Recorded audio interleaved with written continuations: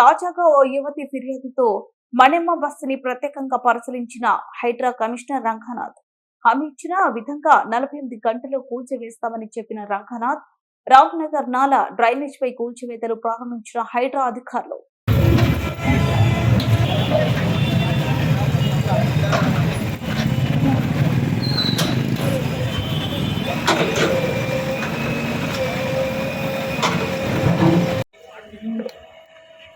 ఆఖరికి మామిడి వాళ్ళు ఇద్దరు ఒకటి అది కూతురు కూడా అడిగేదే అంటాడు. ఏదో ఒక రోజు మామిడి కాన్సన్ట్రేషన్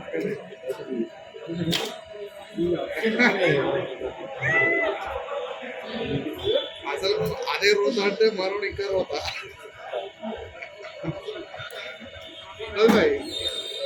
ఏమైంది పోయినాయా అని అలా పోయినాయా కరెక్ట్ చేసి